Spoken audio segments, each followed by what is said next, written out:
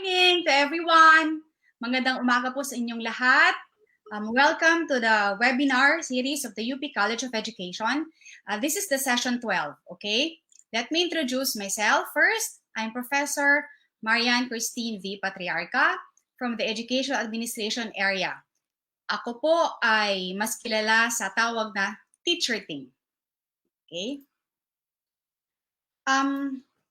Itong webinar series ay galing po sa Task Force Edukasyon na ito po ay nabuo noong ECQ. Okay? So the college deemed it necessary or deemed it just right for to come out with a stand or recommendations for online learning or the multimodal learning or about the education during the pandemic. Okay? Ito po ay binuo ang ni Dean Dr. Benviaje. Siya ang Vice Chair sa Task Force Edukasyon at ang chairperson na si Dr. Sherilyn Monterola.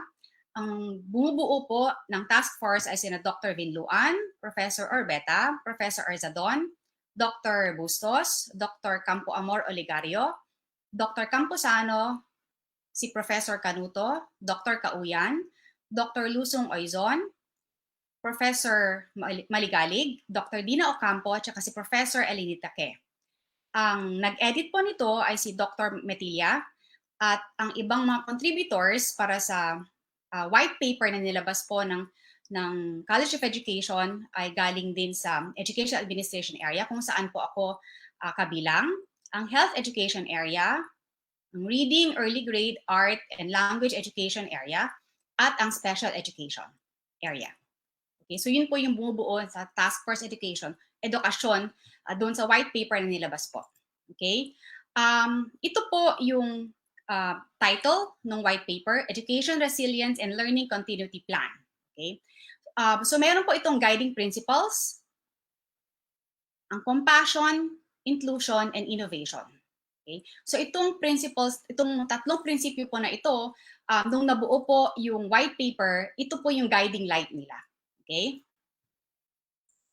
The 8 key strategies in the white paper are prioritize teacher and student safety, health, and well-being, recalibrate curricular and assessment priorities, enact flexible learning options, empower families for home-based learning, lead for resilience and innovation, redesign the learning environment, evaluate education financing, and create new knowledge. Okay? There's a framework doon sa Education Resilience and Learning Continuity Plan. So ito po siya. Remember the 8 key strategies I mentioned earlier? Nakapaloob po siya sa tatlong domains. Ito po yung innovation, compassion, and inclusion. Okay? The topic that I'm going to discuss today is on leading for resilience and innovation. Kung babalikan po natin yung 8 key strategies that I mentioned earlier, ito po yung panglima.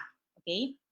Ideally, this webinar is for school administrators, principals, school heads, but teachers, of course, are very much welcome too. The 3 topics that I will be talking about in this webinar will be on, first, leading for resilience.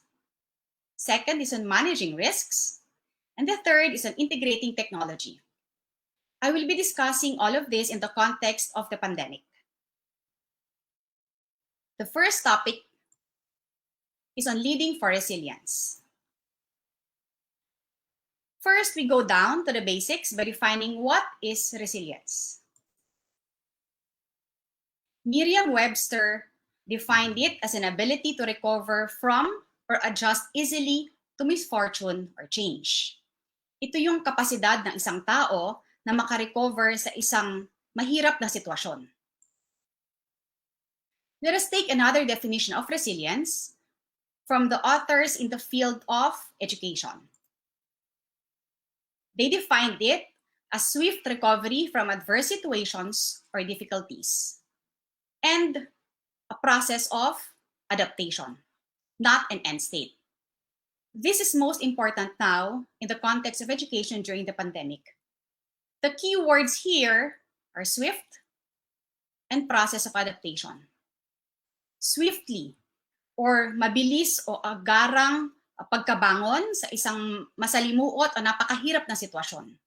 And process of adaptation kasi hindi po siya goal, kundi proseso po ito para makamit ang ating minimithi. Okay? To push it further, a look from Mentimeter on resilience, these words come out. Leadership. Ang laki po ng leadership, no? Success. Education. Growth. Information. Motivate. Conceptual. Optimism. Stability. Destination. Positive. Anchoring this on leading for resilience, educational leaders are now, more than ever, at the forefront in addressing myriad issues, varying range of challenges, and filling numerous gaps during the pandemic. Okay. Yan. Q&A muna tayo. Question and answer. Parang sa beauty contest lang. Okay? This is more on self-reflection. I'm going to show you a few questions and reflect on it for a few seconds. First question. What is your greatest failure? How did you feel? How did you cope with it?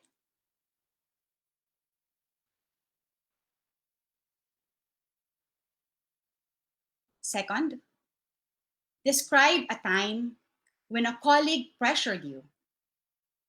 How did you manage it?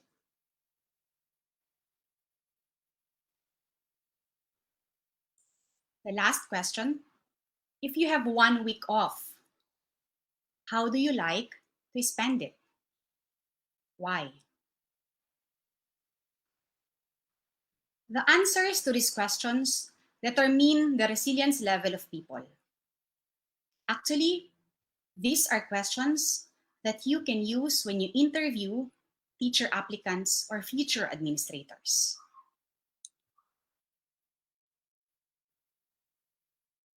Now, we move on to the meat of the discussion. I'd like to show you a leadership framework by Dugan and Moyer. This framework is a new way of seeing, thinking, and leading. Resilience leadership is observed by the ability of educational institutions to move forward in successfully pursuing its goals while facing difficulties. The ability of educational leaders to proactively address immediate challenges paves way for favorable outcomes. This resilience leadership framework integrates all of the key concepts of Bowen's family systems theory and applies it to leadership and organizations. Let's talk about seeing, which is the emotional process. Every institution has the rational system and an emotional system. The rational system, in the context of educational institutions, is what schools are being kept busy. And what are these? Budgets, training, learning management systems, online classroom management, assessments, policies, procedures. These are the aspects of managing schools that take most of the school administrator's time or the teacher's time. In other words, the rational system includes everything we can observe and measure. On the other hand, the emotional system is difficult to observe, unlike the rational system. Schools are manned by people that possess feelings, sentiments, and thoughts, which are perfectly normal with humans. And this is what they call the emotional process. Emotional process refers to the instinctual and automatic functioning we share with other humans. Pre-pandemic, this is a picture of most school leaders. Ano po nakita natin? Nakasmile, kalmado, happy, contented. Okay? Your concern then were the number of enrollees, training for teachers, planning sessions, or yung team building pag summer. Di ba uso po yon kapag summer, instead of summer outing, sinasama na po yung team building. Okay? But now that we are in the pandemic, this is what most, if not all, school leaders experienced or experiencing. They are stressed, they lack sleep, confused, helpless due to the new mode of learning, delivery, which is online. And this is true with teachers, parents, and students as well. And this is what they call the power of the emotional system. Resilient leadership highlights the importance of the emotional process in organizations because it is the emotional system that drives human behavior, not the rational system. To concretize this, if educational leaders focus and spend time more on the rational systems and fail to address the emotional system, the stakeholders might not fully comprehend and support the changes in the school systems and procedures.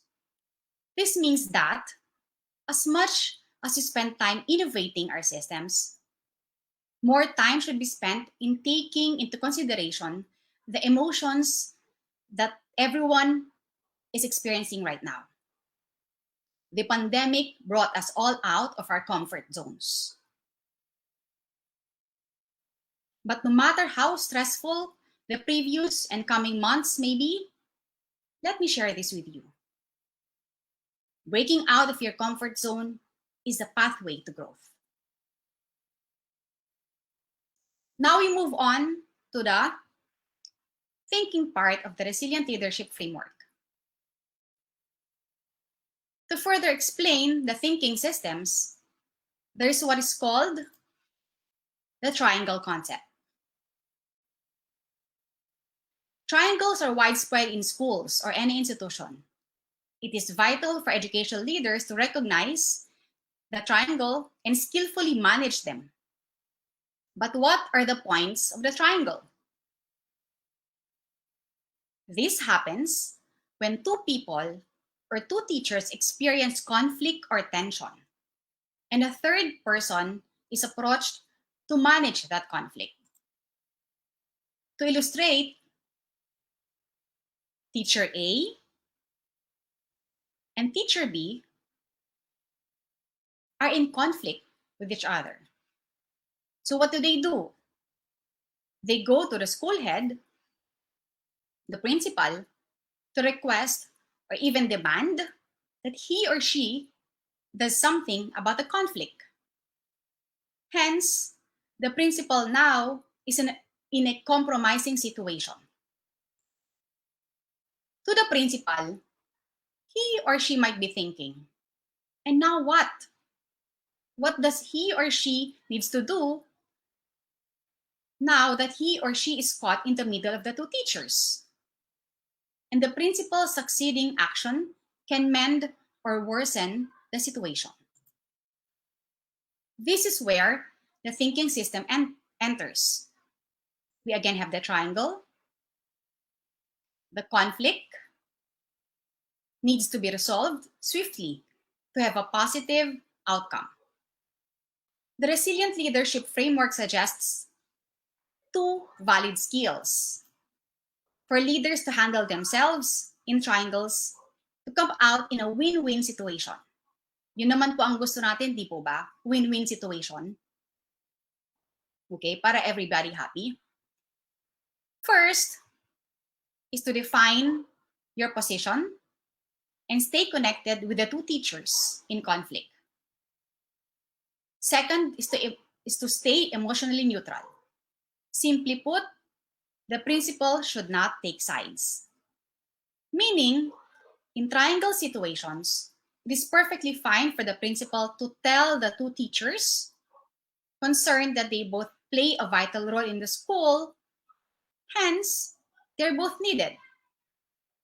Furthermore, the principal can tell them that they are held accountable to find a solution or to resolve their differences amongst themselves without involving him or her. In so doing, the level of tension is lowered and it promotes a higher level of functioning from the two teachers. The resilient leadership framework suggests that triangles are the natural building blocks of human systems. It should not be neglected because in doing so, triangles can become hugely detrimental to productivity and morale. The last part of the resilient leadership framework is on leading, focusing on self-differentiation. Self-differentiation essentially means educational leaders have the capacity to make a stand while staying connected. Just like in our triangle example earlier, the principal defined his or her position, expressed his or her stand that the two teachers can solve their issue, stayed neutral, and yet remained connected. The framework suggests about the hidden chemistry of schools. It states that a leader can traverse the intricacies and complexities of leadership more expertly if he or she understands about these hidden forces, the chemistry that makes institutions function as they do. And that's what we discussed in the emotional process. So, if a principal is connected with his or her teachers or colleagues or subordinates, he or she will be able to see through the hidden chemistry. Moreover, resilient leaders should lead with the 3 C's: clarity, calmness, and conviction in the midst of the pandemic. Now we move on to the study of law on resilience in academic administration in higher institutions, higher education institutions. Itong study po na ginawa niya ni Lo, she determined the resilience levels of academic deans and department chairs in state universities. She used a personal resilience questionnaire developed by the Connor partners and has 7 characteristics: positive the world, positive self, focused, flexible thoughts, flexible social, organized, and proactive. The results were deans exhibited higher levels of resilience than department chairs.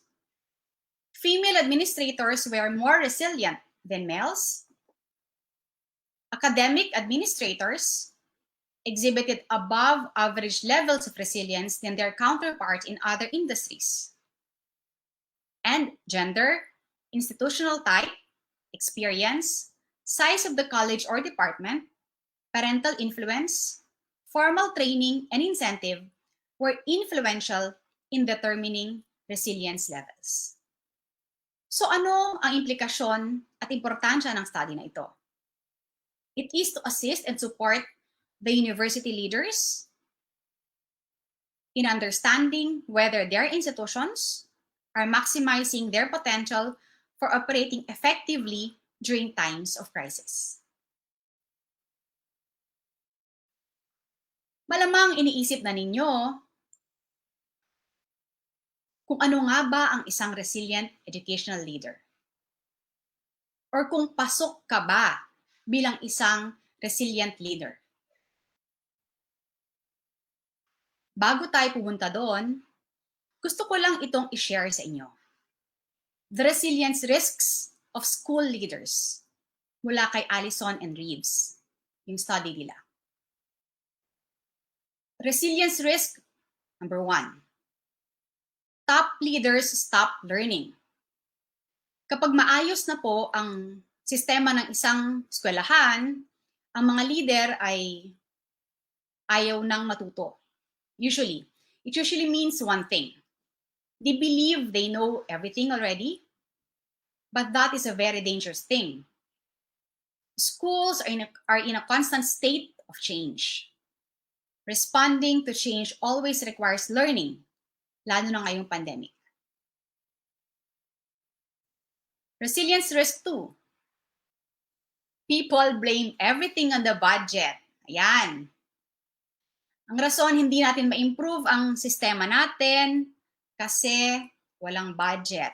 O hindi tayo makapag-purchase ng ganitong software kasi walang budget. Hindi natin ma-improve ang auditorium o ang gymnasium kasi walang budget. Okay?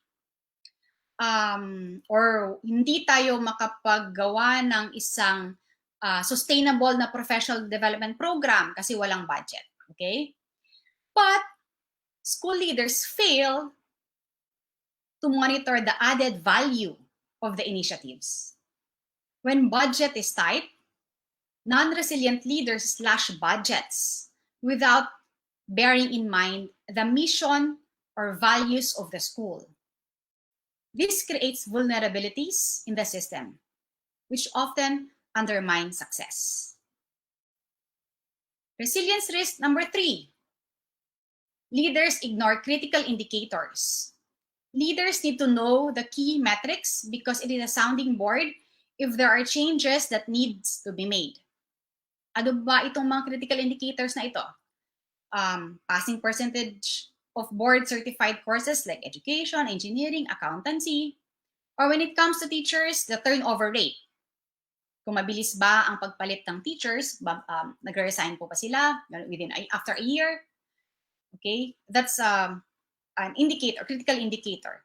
These indicators, okay, can predict future trends and reveal weak areas. Leaders should use this data to make changes in the school system. Resilience risk number 4. Too many initiatives drain people. Too many projects, activities, initiatives overload people, which causes stress, cognitively, physically, and emotionally. School leaders who complain about being overwhelmed need to realign their initiatives and let go of those that don't fit their priorities. Lalo na ngayong pandemic na biglang parang ang daming kailangan gawin na sabay-sabay.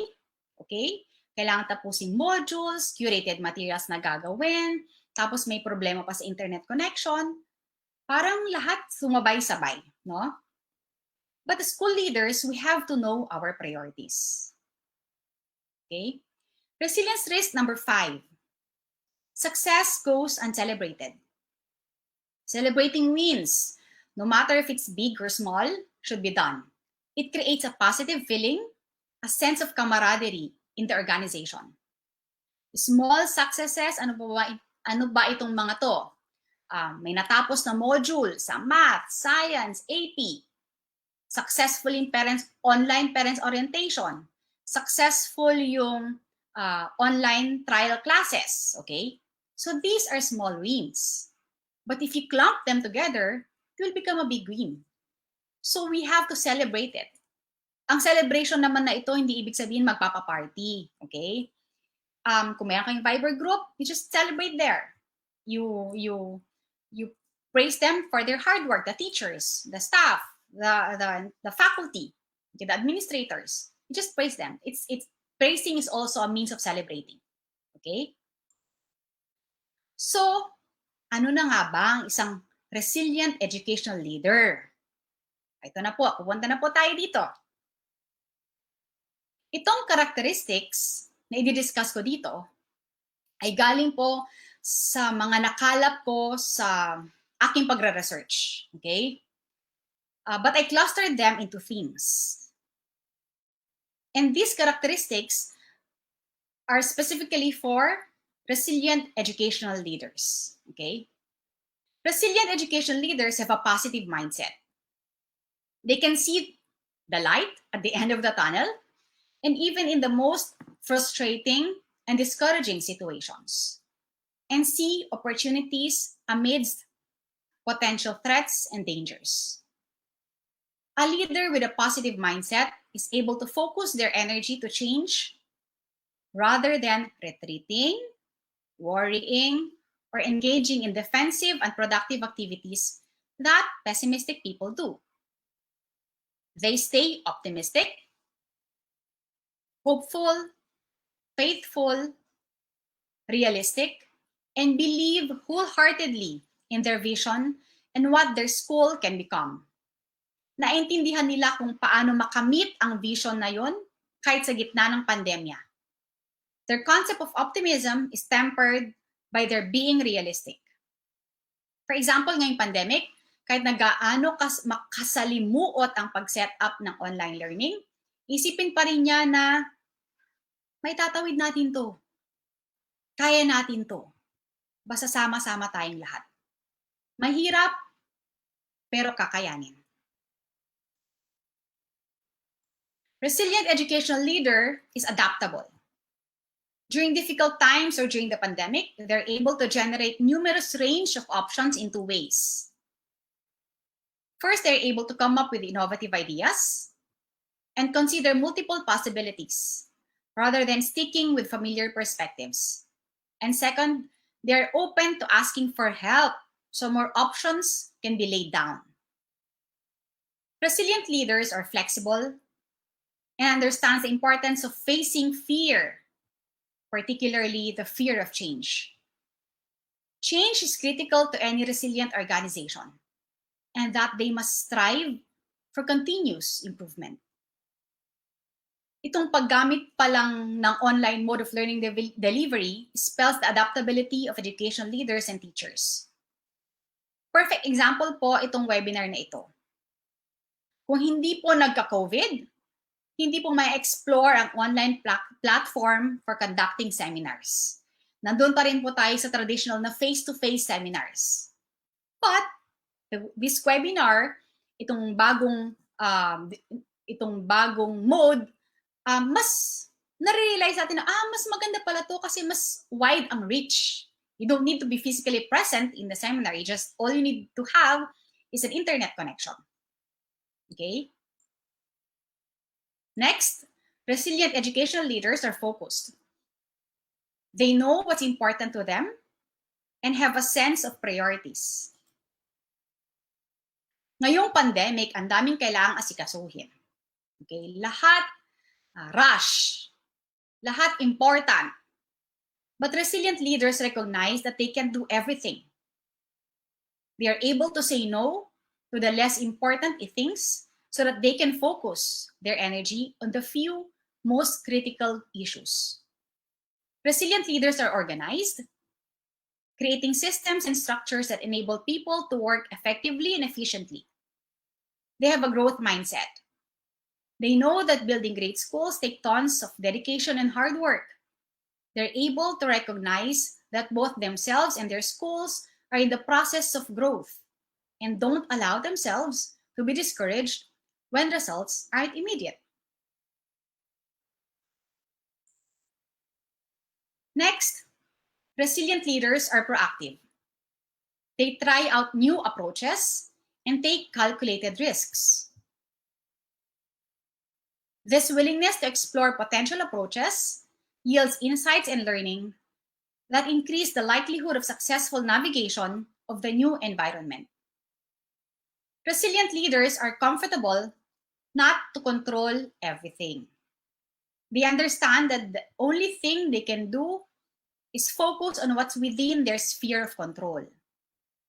Ano po itong sphere of control? Their attitude, emotions, behavior.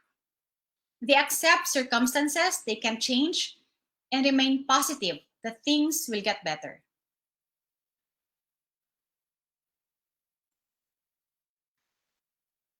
Next, resilient education leaders cultivate networks even before, operative word po ha, they cultivate networks before challenges arise.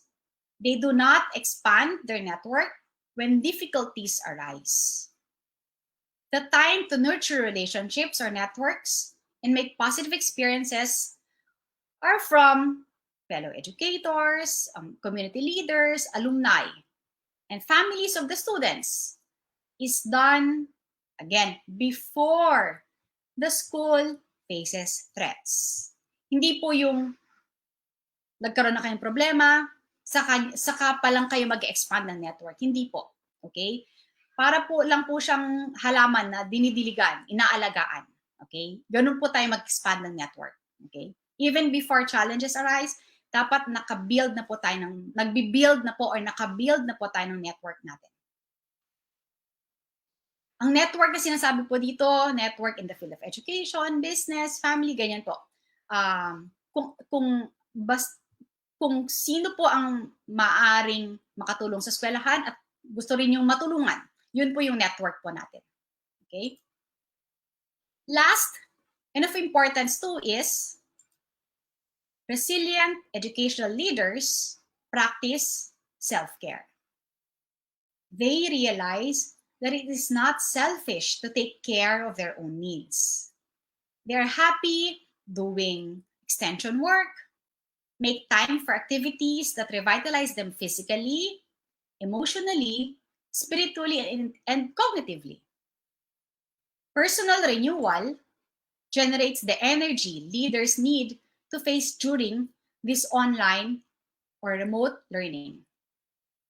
Ngayong pandemic, may mga nauso pong mga na mga activities or hobbies, okay? Tulad ng pag-aalaga ng halaman. Ang dami ko nakita sa mga Facebook friends ko, ang dami nilang mga binibiling mga halaman kasi nga naman nakaka-distress, di po ba? Ang tawag ko po diyan ay kapisanan ng mga plantitos at plantitas. Kasama po ako diyan. Okay? Yung iba naman, nagluluto or nagbe-bake, o gumagawa ng mga bread, gaya ng aming dekano na si Dr. Buenviaje. Okay? Resilient leaders have a strong sense of self-worth. They have taken the time to get to know themselves. They reflect on their experiences and actions. They don't rely on others for validation of their own efforts or qualities. They are proud of who they are and what they have achieved. They seek to find new ways of taking care of themselves that will enable them to lead and to inspire others.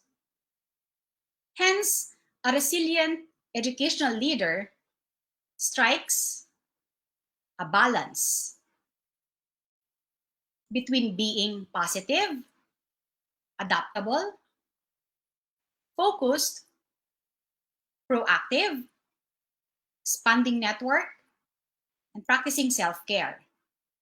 These characteristics keep them hopeful, passionate, committed to their true vision and purpose, and connected. So now, what are resilient organizations? Bilang na-discuss na natin kung ano yung resilient educational leader, syempre gusto rin natin i-push pa. Ano ang mga resilient organizations? Para gusto rin nating malaman kung ang ating mga eskwelahan ay pasok dito. Okay, so what are resilient institutions? First and most probably, the most important, the organization must have a high leadership quotient. Many, if not all, members of the organization should feel empowered to make suggestions and take on leadership roles in their areas of expertise. Okay? When everyone feels empowered to become part of the solution, it gives people importance. Okay? Mas may buy-in sila. Mas feeling nila importante sila sa organisasyon. Okay?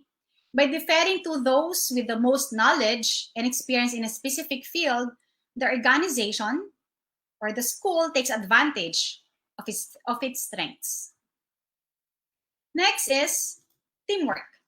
When personal and team identity are strong and everyone's encouraged to share ideas and all members of the organization, they feel valued.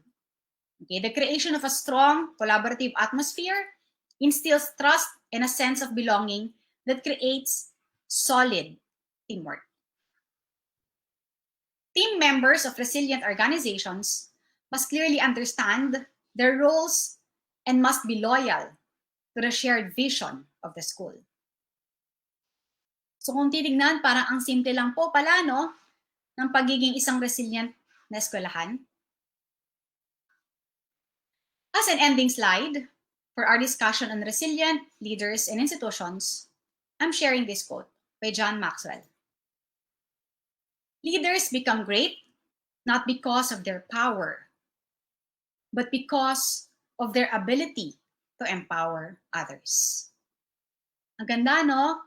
Because when principals or school heads or school administrators or school presidents empower their teachers or faculty or colleagues or fellow administrators, they give them permission, they allow, they entrust them to make decisions. And when teachers do that, they feel positively and strongly about their skills and capabilities. And when that happens, there will be a positive and healthy climate in schools. Next topic is on managing risks. Risk management is arriving at decisions while attaining greater outcomes, so that the likelihood of losses and damages are kept at a minimum. Since the planned mode of delivery of learning in the country now is multimodal and mostly online, each method or mode or learning mode should be suitable to diverse learners with varied access to mass media and technology. Education leaders must consider unique circumstances and requirements while bearing cost implications in mind.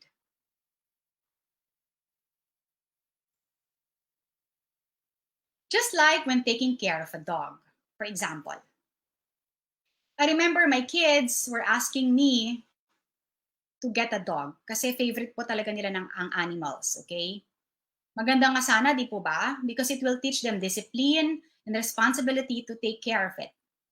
But I told them there's a risk involved. If you will be scratched or be bitten while playing with it,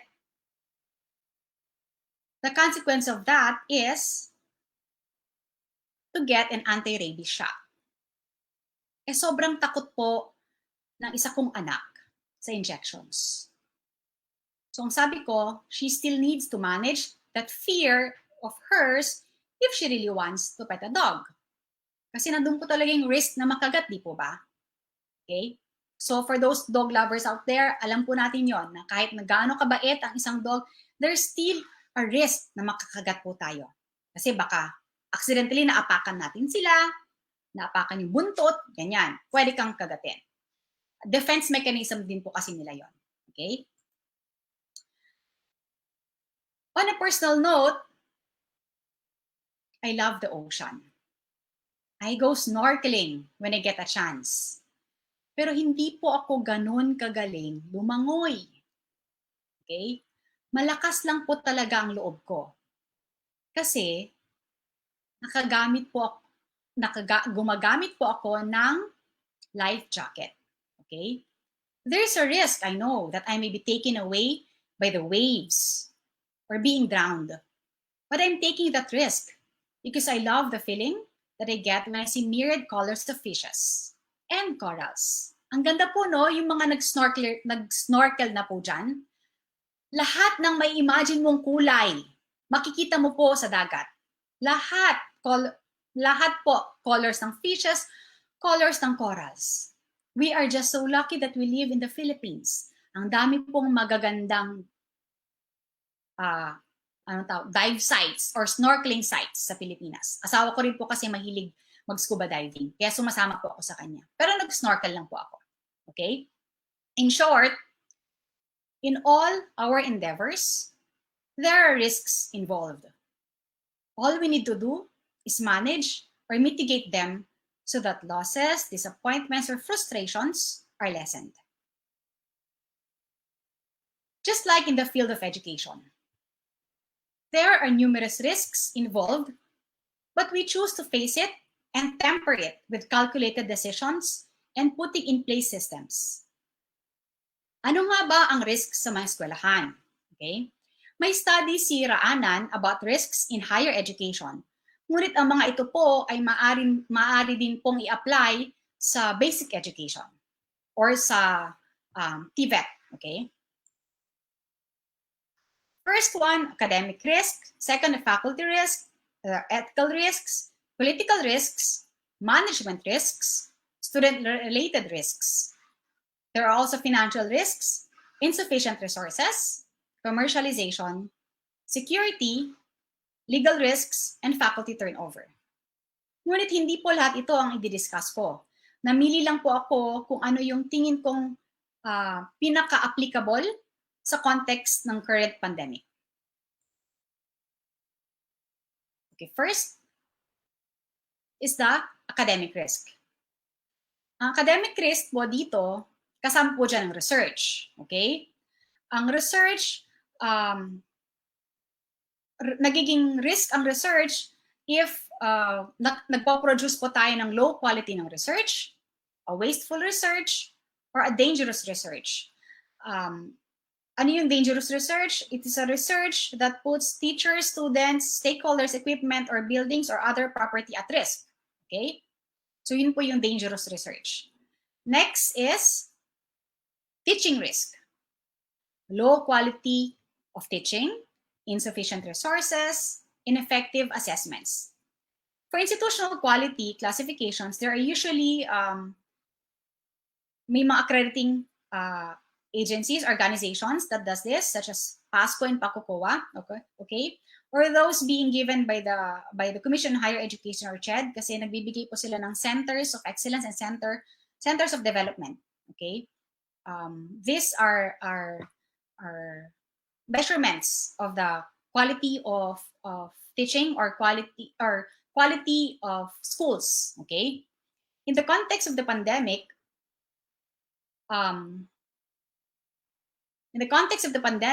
these academic risks will put to test because we are functioning in extraordinary times and the practices that we are not used to may not already be applicable. Okay? So lahat ng ginagawa po natin ngayon ay bago when it comes to remote learning or online learning. Okay? So of course, wala pa pong nakaka-perfect niyan kasi lahat po tayo ay nangangapa. Okay? There is always a learning curve for that. Okay? But ang importante dyan ay lahat po tayo ay nag-i-improve at natututo. Okay? For faculty risks, one of which is the erroneous decision on tenure and promotion. Okay? Promoting and granting tenure to undeserved faculty. And erroneous, kabaliktaran ng una, erroneous non-tenure. Not promoting or not granting tenure to quality and deserving faculty. So for institutions now, maybe policies and procedures can be extended or mas maging flexible during the time of pandemic kasi baka yung ibang mga requirements na hindi magawa ng faculty because of the current situation now. So baka pwedeng mas maging humane or mas maging considerate sila ngayon sa situation. Okay? Next, for ethical risks, these risks are usually present in educational institutions and not necessarily found outside of the academe. So ano po itong mga ethical risks? Unethical research practices. They ignore protocols. They manipulate results. Ako, ito po yung hindi pwede. You manipulate the results of your research. Misusing research funds. Okay? Unfair grades. External influences. Ano po ito external influences? They can be the parents, the administrators, the donors. Okay? And what are the biases? These are differing personal preferences. In short, these are subjective in nature. Okay? And of course, plagiarism. Okay? This is using the work of others without proper acknowledgement. Okay? So ito po yung mga ethical risks ng schools. Next is on financial risks. Discussing this is an understatement now. Okay? Since all industries, not just academic institutions, are severely affected financially. Unang-una sa financial risk, there will be a decreased enrollment now that the new mode of learning is online. Totoo po yan, okay? And if there's a decreased enrollment, there will be less budget for operations, laying off of faculty or not renewing their contract, laying off of staff, okay? And compromise, of course, professional development programs, okay? Next is the insufficient funds. Kung syempre, pag nag-decrease ng enrollment, mababawasan din po ang funds natin, okay? Kasi ang source lang naman po talaga ng funds ng schools is the tuition fee, okay? For the insufficient funds, mahihirapan na po tayong magbigay or mas maging challenging na po ang financial support for teachers, hardware and software investments, and of course, yung procurement ng learning management systems. But for the LMS, I'm sure now since nag-start na ibang schools o mag-start na by August, meron na po kayong LMS in place. Okay? And of course, there's always the risk of bankruptcy. Okay? Schools are at the greatest risk in this. And if not bankruptcy, there are schools that stopped indefinitely first for the meantime because of the pandemic. Okay? So kasama po yung financial risk doon. And last is legal risk.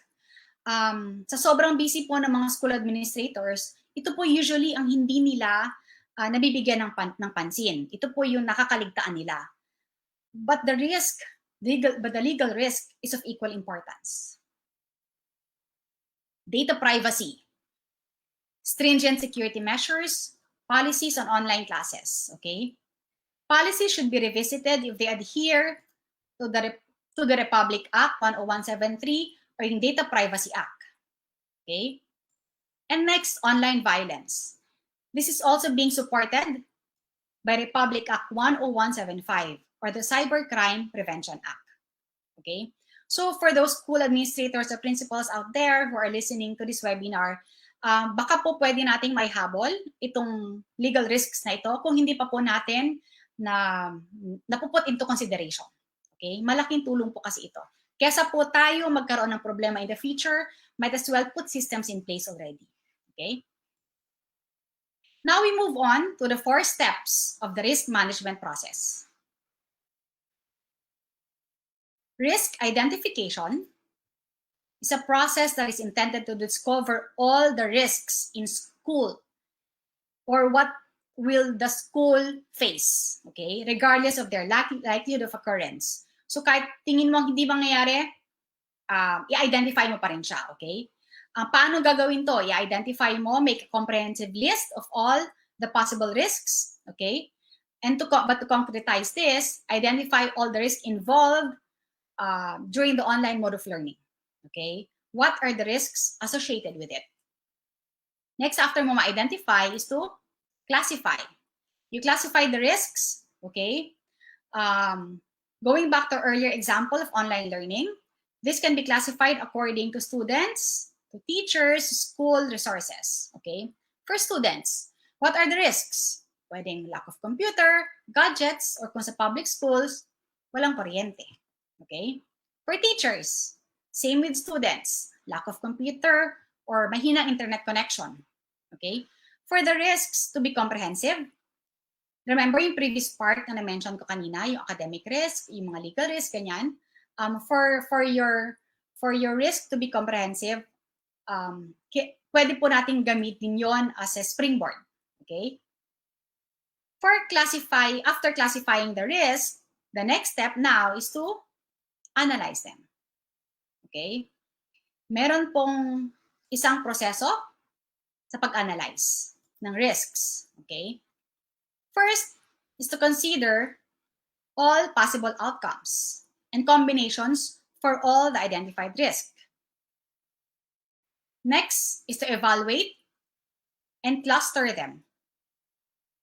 You evaluate or cluster them according to if they're controllable or not controllable, okay? And then for both types, you estimate the impact. It can range from mild, moderate, or severe. Itong step po na ito, yung pag-estimate ng impact, ginagamitan na po ito ng quantitative or qualitative data. Okay, nag-gather po ng data for that. The next is, you interpret results. Because the interpretation of the data, okay, is crucial for the last step, which is the decision making. Okay, so you now decide the risks that needs to be taken. Okay, there's usually a risk map. May tinatawag pong risk map pagdating na dito. That when you decide risk already, a risk map is being used at this stage. Okay.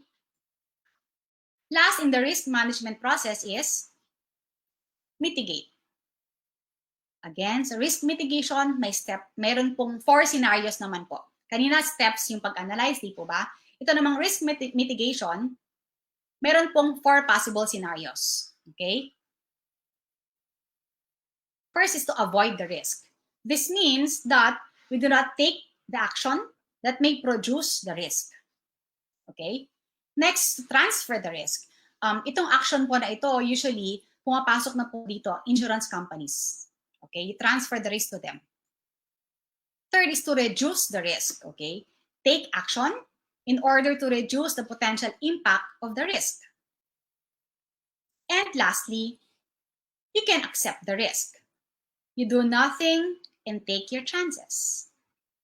However, risk mitigation comprises and affects many aspects of schools, such as the management's attitude, the school's ability to absorb risks and their consequences, the legal framework within which the organization operates, and more. Okay?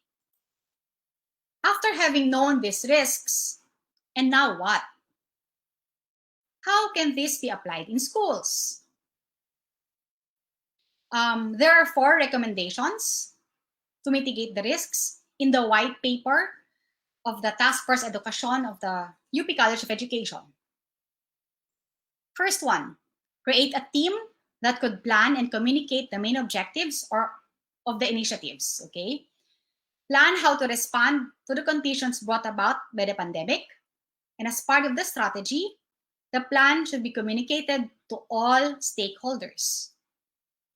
Second one, consult with teachers and students on the availability of resources.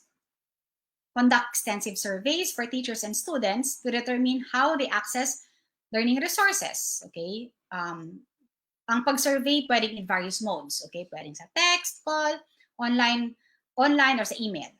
Okay? Third is, you list school resources. You make an inventory of potential school resources that will be used or can be used. You categorize the resources from simple to low or high technologies. Okay, these can be internal resources such as printed materials, computers, laptops, anong version ng Microsoft ang meron kayo, photocopying machines. Okay, external resources such as internet connection, television, radio, and other community resources should also be listed. Okay, so parang itong recommendation na to, parang gagawa kayo ng inventaryo. Okay, ng lahat ng resources na meron ang eskwelahan. And the last one is to provide technological support. Accessibility and inclusivity should be the primary considerations for the technologies that will be used for the school's intended learning delivery. Provide, of course, a financial support to teachers for the purchase of tabletop computers or laptops for those teachers na wala po nito. Okay? Kasi hindi naman po natin pwedeng i-assume na lahat sila meron. Okay? This will support the technology-intensive learning delivery that we are about to have or is having already. Okay? Okay. My last topic now is on integrating technology. Ngayong pandemic, na-realize nating lahat that technology is the way to go. The only way to go. At ine-encourage na ngayon, syempre, since ayaw po nating lumabas kasi natatakot po tayo sa virus, hindi natin nakita ang virus, hindi natin alam kung saan natin siya makukuha. So, ine-encourage ang online deliveries, lahat ng delivery na pwedeng ma-deliver ma-order online, ine-encourage po yun, okay? Where we are very dependent on technology now across all industries, the business, agriculture, education, okay? We cannot talk about innovation without discussing technology, okay? Most, if not all of us now are digital hostages. We rely heavily on it now that face-to-face meetings or interactions are controlled and limited. But before I discuss, gusto niyo mag-game muna tayo? Okay? Name That Tune. Ito ang game natin. Itong Name That Tune was a very popular American game show. Noong 60s, 70s, tapos nagkaroon po siya ng final episode noong 80s. Ayan, napapaghalatang edad ko po. Okay? Pero, hindi po itong game natin ngayon. Ang game natin ay Name That Logo. COVID-19 edition. Yan. Game na ba kayo? Game na! I will be clicking on logos of apps and then you guess it. So yun yung game ko natin ha. First, Viber. Next, Zoom. Yan, usong-uso tong Zoom ngayon. Dati maalala ko, nung nagklase kami sa isang klase ko sa Ph.D, nung February, I was encouraging my students to download Zoom kasi po nanggagaling pa po sila nanggagaling ng Pangasinan, Isabela, Las Piñas, nagpupunta po sila ng klase once a week. But I told them, we'll explore Zoom para hindi na po sila kailangan physically nasa UP to attend my class. Doon na lang po sila sa bahay nila and then attend the class virtually. Ayaw po talaga nila. Hanggang nagka-pandemic. Hanggang noong March, face-to-face pa rin kami. Pero ngayon, usong-uso tong Zoom, di po ba? Okay? Next. Ano yan? Messenger. Next. Google Meet.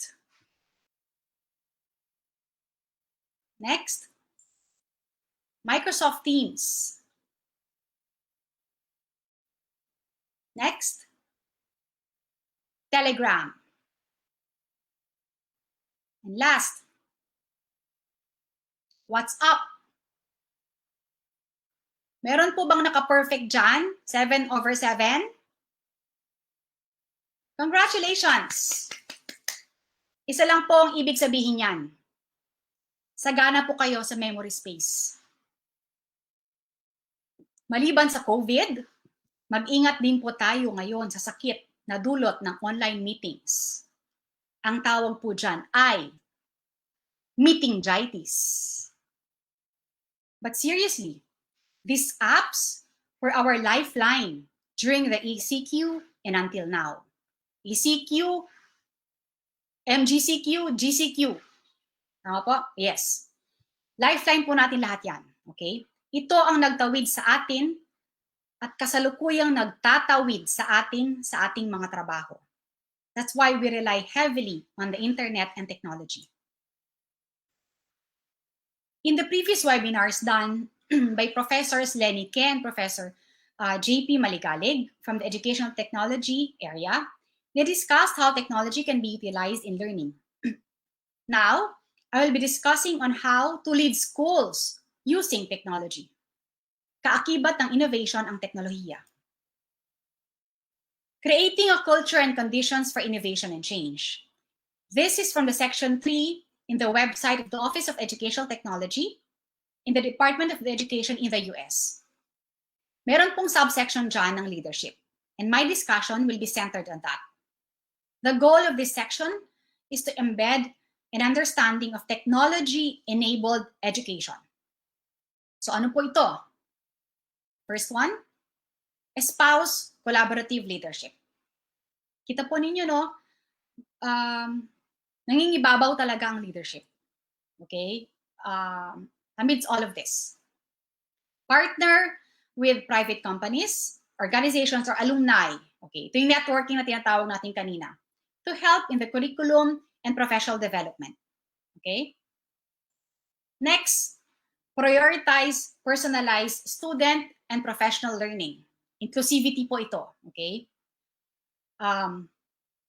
Jobs and jobs of staff or other teachers can be expanded, okay, to support technology and learning. Okay, for example, the IT people can handle the help desk, technological help desk, inquiries or tech support. Okay, next, invest in reliable infrastructure. Okay, ensure that the investment in technology is sustainable over a long period of time. Okay. The cost is not cheap, of course. Hence, kailangan maximize yon. Okay? And of course, we have to maximize the school's network. Okay? School's network, yung external internal network. Okay? And of course, we have to realign job responsibilities. Okay? Like what I mentioned earlier, pwede nating i-realign to na yung IT people natin dati, pwede nating gawin, expand ang kanilang trabaho sa pagiging technical help desk to handle technical inquiries from parents. For schools po pala ha, na pure online learning or remote learning, it would be best, especially for those in basic education, okay? It would be best kung meron po kayong help desk or a number that the parents can call in case magkaroon ng technical issues or technical difficulties, okay? And of course, guarantee long-term viability.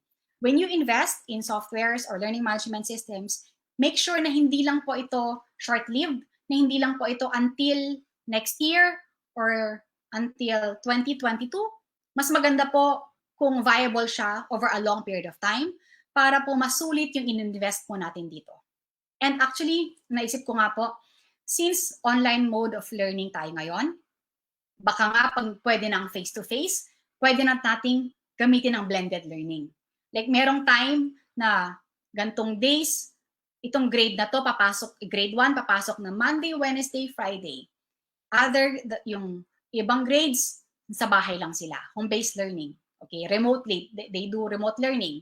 Tapos, for those school events na for a certain grade level lang, na marami, pag nagka-cause ng traffic inside the school, pwede rin po natin gamitin to.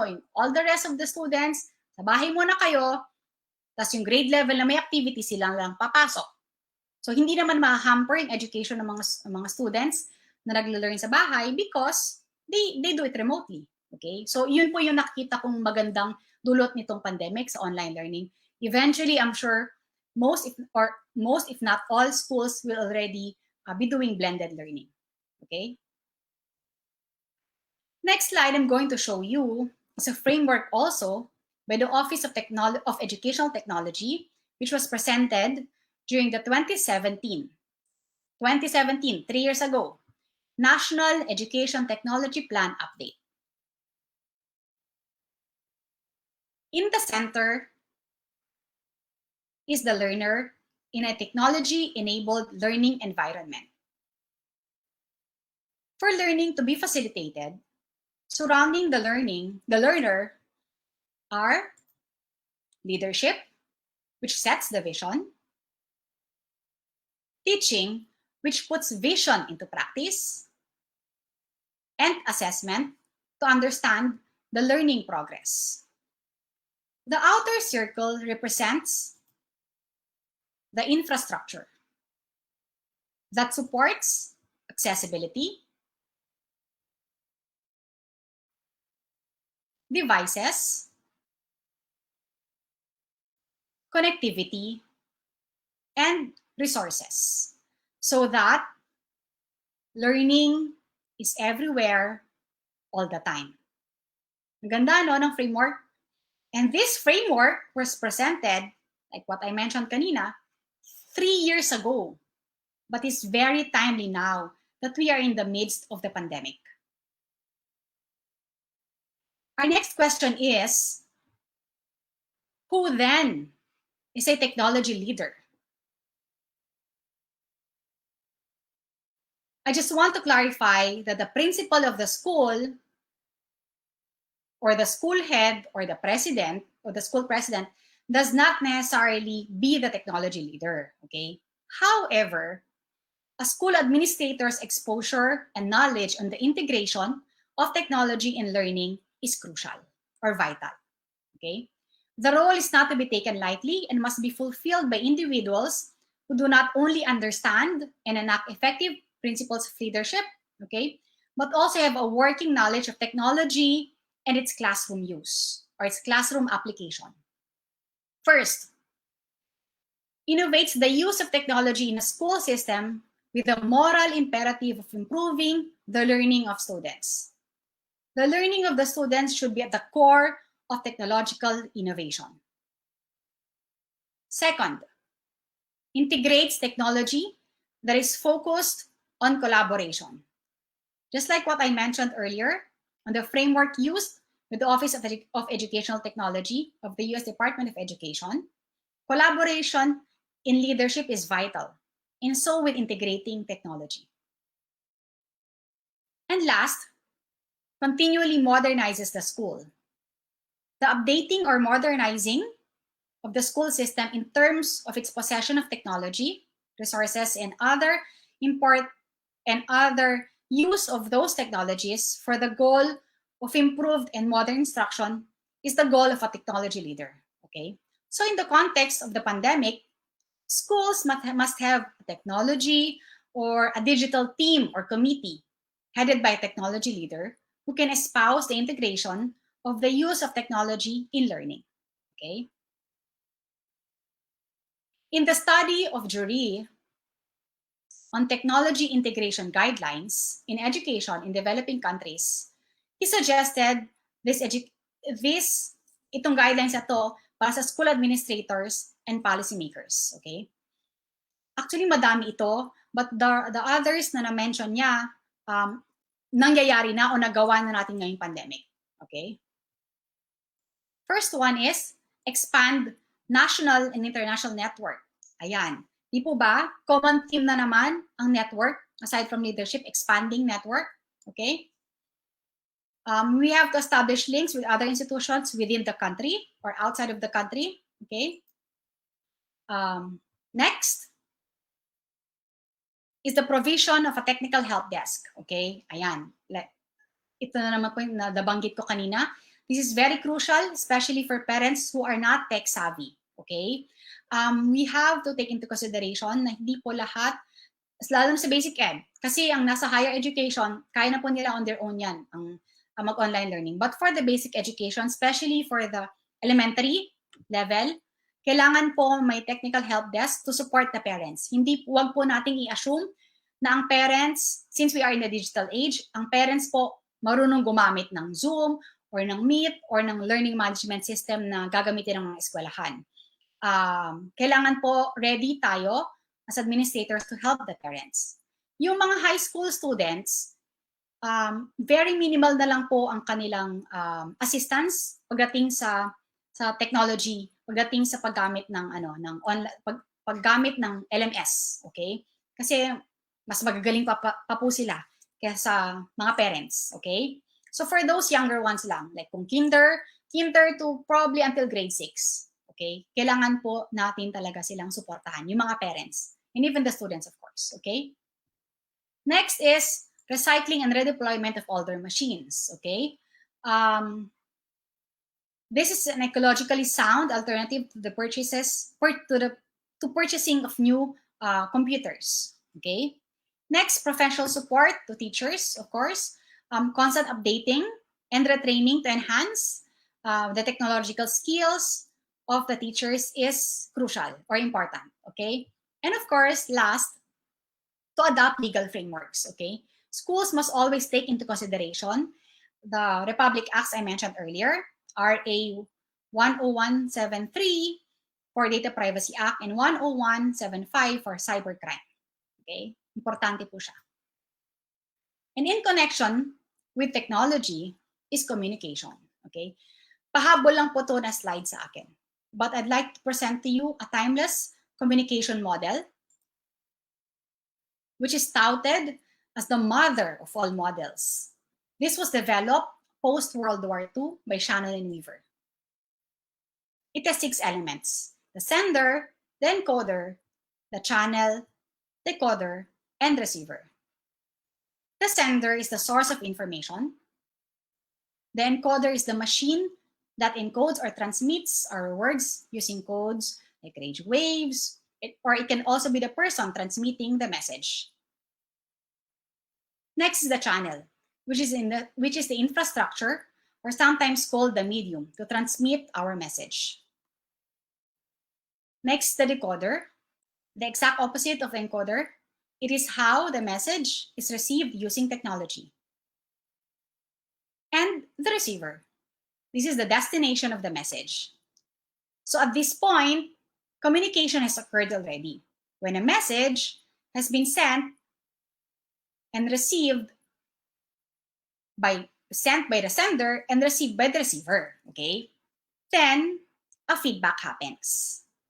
But there is a unique element here, which is the noise, okay? Or ingay. Di ba kapag maingay at may kausap tayo, hindi natin marinig o hindi natin maintindihan yung sinasabi niya, okay? For us to have a better grasp of the message, this noise must be eliminated.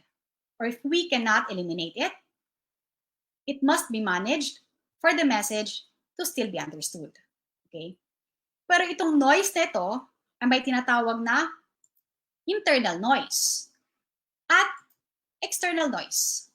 Ang internal noise happens when a mistake is done during the encoding process.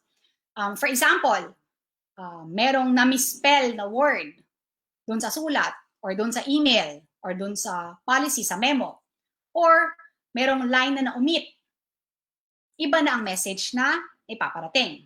Okay? Ano naman po yung external noise? External noise when something outside the message impedes it. So when does this happen? It happens when you are talking beside the highway. May dumaan na motor. Ang ingay ng motor. Yan, may noise. Or nasa bahay kayo, dumating yung nagbebenta ng magtataho. Taho! Taho! Di po ba ang lalakas ng boses nila? Okay? That's literally a noise. Okay? Or external noise din po ang failed internet connection. Okay? In short, this model makes us aware that there's a possibility of noise when we communicate. Our goal is to eliminate it. What is the relevance of this now? That no matter how top-notch a school's learning management system, how great the modules are, how systems are in place, how well curated the printed learning materials are, how well crafted the policies of schools for online learning, if these are not well communicated to the stakeholders, then it will not fly as much as we planned them to. In closing, I'd like to share this. The art of communication is the language of leadership. Ulitin ko po, the art of communication is the language of leadership. Maraming salamat po sa panonood at pakikinig sa aking webinar ngayong umaga. Pa-fan sign lang po, pa-fan sign daw talaga eh. Pa-shout out sa aming mga estudyante sa Education Administration area na nanonood po ngayon, sa mga estudyante ng College of Education ng UP, sa aking mga kapwa-guro sa UP College of Education, at ang aking mga partners sa Education Administration area, si Dean Jerome Buenaviaje, at si Dr. Joel Haviñar. Abangan niyo po yung kanilang webinars. Magkakaroon din po sila. Okay? At syempre po sa libo-libong nanonood po ngayon mula Batanes hanggang sa Holo at sa ibang bansa. Maraming salamat po sa inyong panonood. Naway nakapulot po kayo ng aral. Ngayon, Pupunta na po tayo sa ating question and answer. Titignan ko po ang aking Viber kasi nandito daw po isa-send yung aking question and answer, yung ating mga tanong. Kung meron pong mga tanong, sandali po.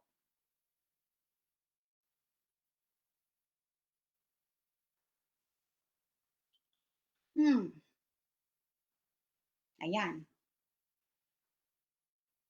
Question. Galing kay, may 6 po na questions.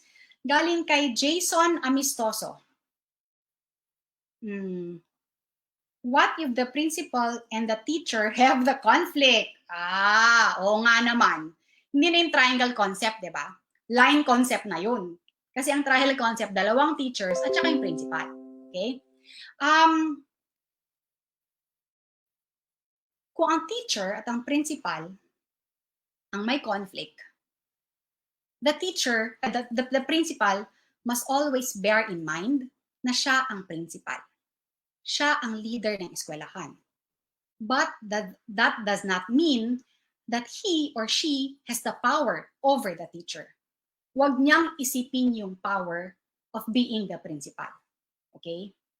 Crucial po talaga ang role ng principal because the principal must, paano ko ba ito-term to? The principal must be humble enough to face conflicts and not be defensive. Ganun po dapat ang pagiging isang maayos na principal. Huwag po nating isipin na, ako ang principal, ako masusunod. Hindi po. There are many concepts of leadership, okay? So, yun po yung kailangan niyang maintindihan. Pero hindi po kasi nakalagay dito kung anong specific ang conflict. But if they have a conflict, ang pinaka-importante lang naman po dyan. At naniniwala po ako dito, lahat ng bagay ay pwedeng pag-usapan. Okay? Like yung communication natin kanina, communication model, everything, lahat po, naniniwala po ako doon. Lahat ng kaguluhan ay dulot po yan ng miscommunication. So even the conflict here of the teacher and the principal, for sure, meron pong miscommunication dyan. Meron pong communication breakdown. Kaya po nagkaroon ng conflict. So all they need to do is talk it out, communicate. Yun lang po. Ang simple po, no? Pero medyo mahirap gawin. Lalo na if emotions are so high. Okay? But if emotions are so high, again, do not make decisions if your emotion is so high. When I say emotion is so high, extreme. Kung galit na galit ka or sobrang happy ka. Okay? Refrain yourself from making decisions. Okay? Magpakalma ka muna and then you face the conflict or you face the problem. Okay? Sunod na tanong, galing kay Alora Valoroso. Hi, Alora. Question. Team building activities are good ways to build resilience. But in this time of pandemic, what can you suggest to substitute such activity? O nga naman, no? Kasi ang team building, kailangan physically nandun. Okay? Alam mo, meron akong group na nasalihan, online group. Ang ginagawa nila sa team building, they give out questions on a hindi weekly eh. Ngayon kung team building kasi pwedeng on a daily basis. They give out questions, okay? And then the teachers answer it. Pag yan yung medyo informal, okay?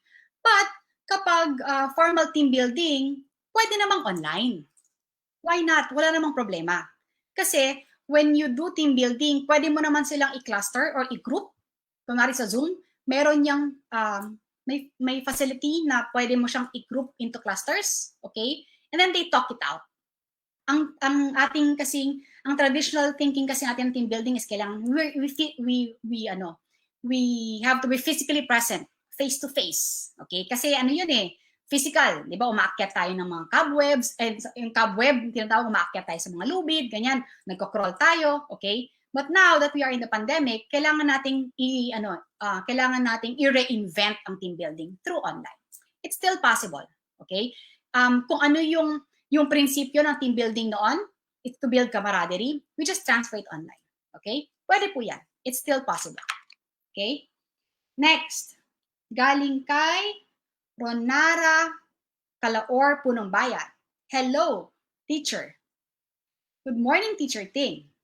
This school year will also be new to us, parents. Oh, sorry, hindi po pala kayo teacher, parent. Parent din po ako, okay? What should parents like me expect from the administrator for children's schools? What do you think is the most compassionate way of telling them that what we expect? Oh, ang bait naman po ninyo, Mami. Parang kayo pa po yung mag-iisip of a compassionate way to tell them what you expect, tama ba? To tell them what you expect from them, okay? It should be the school's responsibility to tell you what you should expect. Ngayong online mode na po tayo, okay? The expectations are usually set during parents' orientation, okay? Doon sa parents' orientation, they discuss with you, it has to be extensive. Kailangan extensive yung parents' orientation. Kailangan i-discuss po nila kung ano ang gagamiting learning management system, kung paano ang magiging schedule ng mga estudyante, kung anong oras po yung synchronous mode na tinatawag, yung sabay-sabay sila nag-aaral, and asynchronous, yung they can finish activities offline, okay? So hindi po sila gumagamit hindi po sila sabay-sabay gumagawa ng activity na yon, okay? And then up to the point of kunwari ano ang gagamiting damit? Kailangan mo naka-uniform pa, okay? Or ano yung binibigay yung schedule, or kung meron po tayong mga printed materials na ipapadala sa bahay o kailangan kunin sa eskwelahan. So yun po yung kailangan i-discuss po sa inyo ng inyong eskwelahan para po ang mga parents, ako din po, parent ako, bumaba ang anxiety level. Okay? Kasi ang anxious po nating lahat ngayon. Kasi nasanay po lahat tayo na face-to-face, na may oras yung estudyante, yung ating mga anak na pag-alis ng bahay, punta ng eskwelahan. So we leave them in the schools. Okay? Our anxiety stems from the fact that while they are in school, we don't know what they're doing there. I mean, alam natin nag-aaral, but we don't exactly know how lessons are presented, okay? How behaviors in class are managed. Pero ngayon, itong bagong mode of learning na kasi ngayon na online, nasa bahay na po silang lahat. Di po ba? But don't worry. Since your question is administrators of your children's schools, meaning po, naka-enroll po sila. Hindi po kayo homeschooling. Klaro po yon, di po ba? Don't worry. If you are enrolled in schools, it will still be the teacher's responsibility to teach your children. Okay? Hindi po kayong parents. Hindi po tayong parents. Okay? Hindi po natin sila tuturuan. All we need to do is just assist them. Okay? And I am sure schools now will be more flexible in terms of consultation with the teachers. Meron, ang alam ko po sa school ng anak ko, meron pong oras to ng consultation with teachers. Like parang after lunch po ata yun. Merong a couple of hours to consult with teachers na kung merong hindi naintindihan yung anak ko o yung mga estudyante, pwede po nilang makontak yung teacher. So yun po. Okay, I hope I was able to answer. Okay. Next, fourth question galing kay Tonsky Alpar Bais. Hello.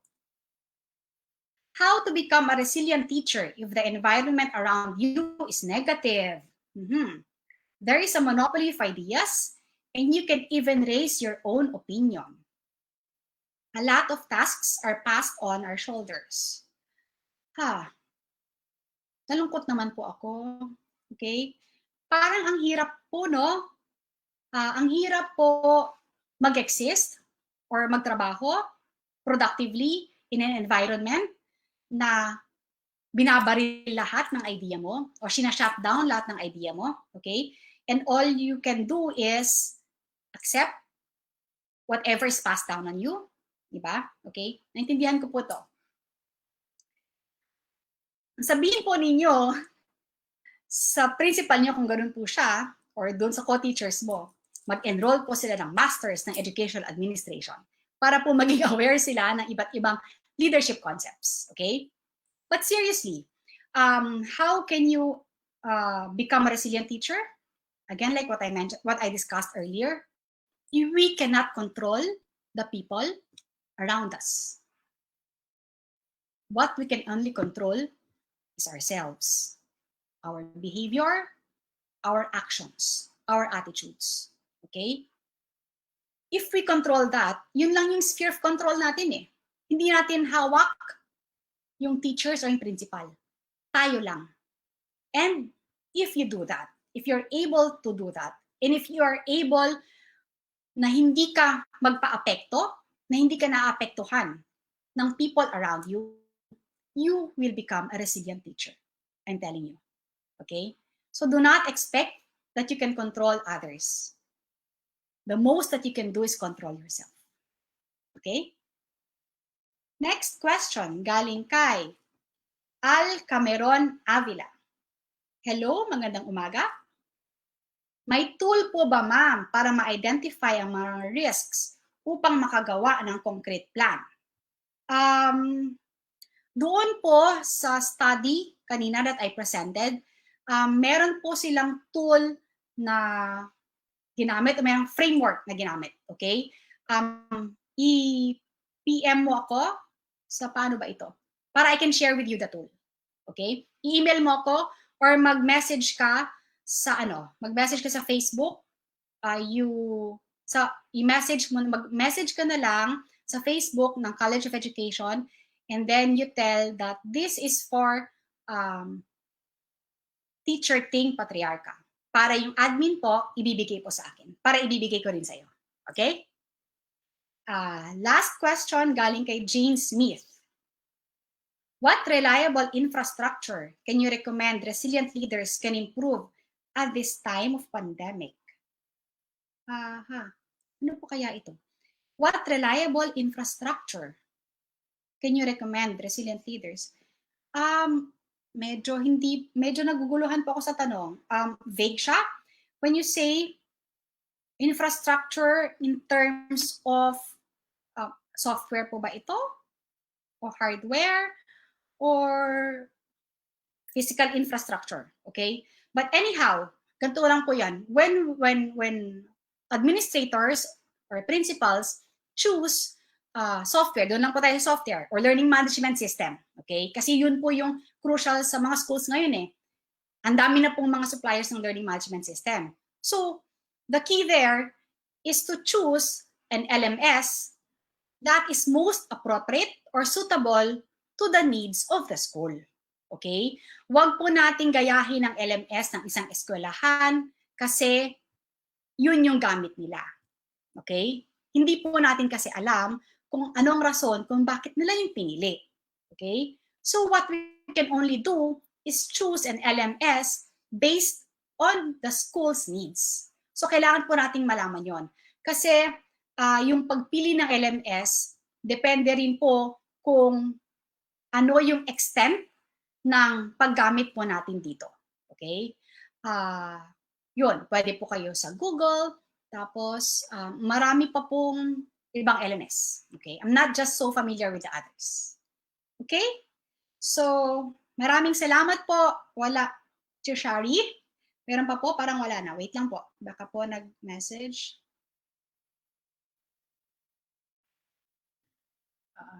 Sandali po.